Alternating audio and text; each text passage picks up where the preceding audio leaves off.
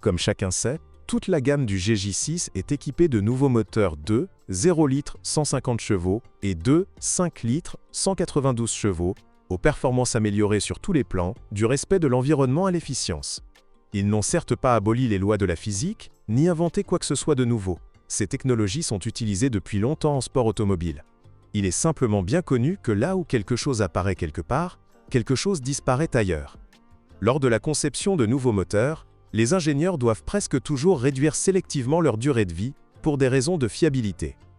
En effet, si l'on observe les moteurs Skyactiv, ou plus précisément ce qui a été modifié, on constate qu'il ne reste quasiment rien du célèbre et fiable moteur MZRLF, qui servait de base. Injection directe avec pompe à carburant haute pression, régulateur de phase électronique sur le collecteur d'admission, réducteur hydraulique sur L, échappement, long collecteur D, échappement 4-2-1, piston, rusé, bobine d'allumage, intelligente. La liste est longue. Il n'est pas exagéré de dire que pour fonctionner correctement avec un taux de compression de 14/1, les Japonais ont dû repenser chaque composant majeur du moteur précédent. Et, même si les amateurs de turbo VAG se réjouissent de la puissance modeste, le travail en valait largement la peine.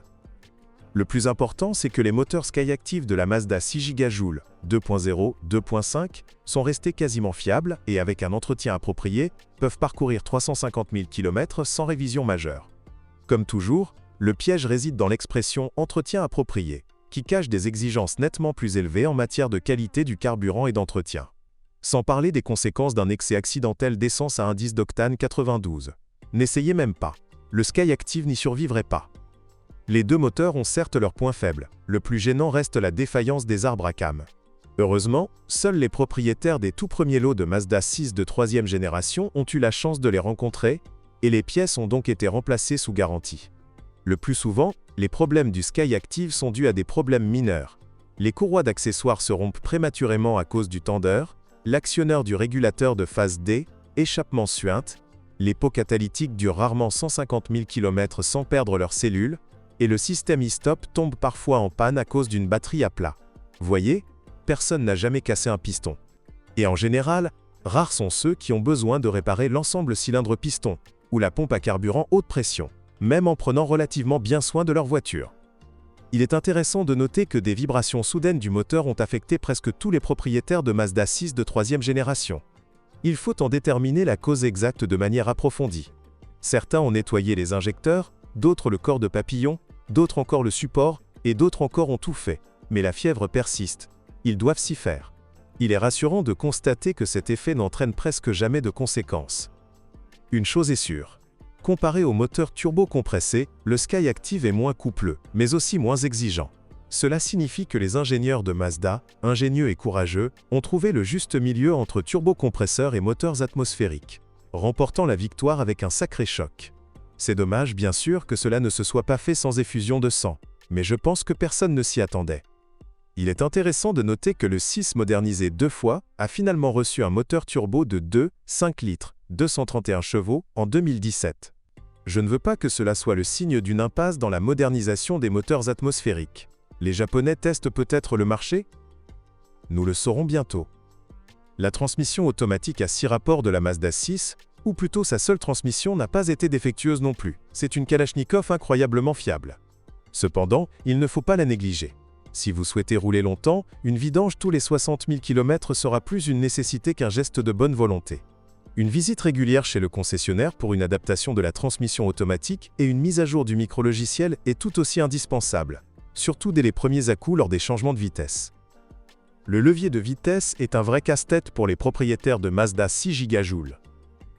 Presque tous les propriétaires de Mazda de 3e génération savent ce que c'est que de remplacer une ampoule du levier sélecteur et de pirater le contacteur PT-Mamed avec une pince métallique. Le problème se manifeste de manière assez agaçante. Après avoir retiré la clé de contact, le moteur ne cale pas et le système audio ne s'éteint pas, ce qui nécessite une intervention immédiate. Remplacer l'intégralité du levier sélecteur, comme le préconisent les concessionnaires, est insensé, imprudent et certainement moins fiable qu'un travail manuel minutieux et consciencieux. La suspension du 6 est typique de celle de Mazda. Avec une conduite prudente, elle ne devrait poser aucun problème. Vers 60 000 à 70 000 km, les jantes de force stabilisatrice s'usent, et vers 150 000 km, Les bagues avant s'usent, bien qu'elles soient moins chères et plus faciles à remplacer en même temps que le bras de suspension. Les amortisseurs d'origine, comme ceux du 3, sont réputés pour leur qualité inégale. Parfois, ils ne durent pas 80 000 km, tandis que d'autres peuvent parcourir 200 000 km sans fuite. La suspension arrière multibras durera environ 250 000 km sans investissement majeur. Mais il ne faut pas l'oublier. Les bras de suspension inférieurs sont responsables du carrossage, et si les boulons de réglage ne sont pas régulièrement desserrés et lubrifiés, le réglage du carrossage peut s'avérer coûteux. La corrosion ne laisse aucune chance à une réparation rapide. Les problèmes de crémaillère qui affectaient la génération précédente, GH, ont disparu. Cela ne veut pas dire qu'ils étaient totalement inexistants. Elles étaient, mais étaient pas aussi répandus, voire isolés. Cette fois, le problème N n'était pas une bague de guidage en plastique, mais un soufflet déchiré ou manquant, qui, à l'insu du propriétaire, remplaçait la graisse par de l'eau. Quel propriétaire de Mazda 6 J ignore ce qu'est un frein à main défectueux, et comment le réparer? En réalité, il suffit de lubrifier et d'inspecter le mécanisme du frein de stationnement, mais ce n'est pas indispensable. Sinon, pourquoi une campagne de rappel aussi massive pour éliminer définitivement ce point faible? Un élément que la 6 a incontestablement hérité de sa petite sœur, la Mazda 3 BM, ce sont les rétroviseurs, qui se bloquent parfois lors du rabattement. Les propriétaires remplacent le fragile mécanisme en plastique par un robuste mécanisme en métal, en commandant des kits de réparation spéciaux auprès de leurs homologues chinois, car les pièces d'origine installées gratuitement chez le concessionnaire ne durent de toute façon pas longtemps et finissent par casser à nouveau, tôt ou tard. Bonne nouvelle pour les jeunes qui ont décidé d'acheter une machina d'occasion, à l'exception du revêtement cloquant sur les jantes en alliage, elle conserve son aspect d'origine pendant assez longtemps. Tout le reste se produit généralement à cause de la faute des propriétaires, qui oublient la faible garde au sol et la lèvre basse du pare-choc avant. Malheureusement, l'intérieur n'est pas vraiment durable. Inspiré par BMW, il paraît un peu usé après 100 000 km pour le conducteur moyen.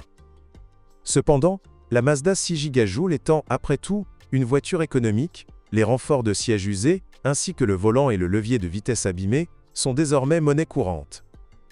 Sans parler des grillons, ils sont très à l'aise dans l'habitacle de la Mazda, notamment au niveau des commandes des vitres, et autour du haut-parleur du tableau de bord. Quoi qu'il en soit, après les 100 000 premiers kilomètres, la Mazda 6, surtout avec son intérieur clair, paraît plus fraîche qu'une Toyota Camry X550 au même kilométrage. Si vous possédez un système audio Bose haut de gamme, le plaisir des basses profondes risque d'être atténué par un son rauque. Et rassurez-vous, ce n'est pas la voix du chanteur qui est perdue, ni le signal radio qui est coupé. Vos enceintes tant vantées craquent simplement, exprimant leur mécontentement face à la playlist choisie. Beethoven, Edvard Grieg, Tchaïkovski, rien à craindre. La Mazda 6 a beau paraître jeune, elle n'est clairement pas prête pour cette tranche d'âge. La voiture de sport n'est pas non plus conçue pour interagir avec des personnes d'une certaine corpulence.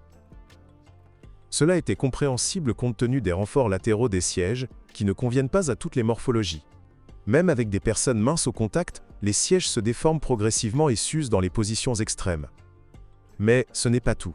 Selon certains poids lourds, les sièges électriques ne sont clairement pas conçus pour les personnes corpulentes. Ils peuvent se coincer. Il s'avère donc que la plupart des propriétaires de Mazda 6 J ne réparent ou ne remplacent sous garantie que les rétroviseurs, les étriers arrière et le sélecteur de vitesse. Ce sont les 3 points que toute personne ayant conduit la Skyactiv 6 pendant au moins un an rencontrera. Tout le reste dépend directement de l'intensité d'utilisation et de la qualité de l'entretien. La Mazda 6 J n'offre pas beaucoup de motorisation, mais rien ne vous empêche de choisir un moteur ou une finition en particulier. L'essentiel est de vérifier le respect, voire l'amour, que le précédent propriétaire portait à sa Mazda, aussi difficile soit-elle à conduire. Ceci s'applique toutefois à toute voiture d'occasion.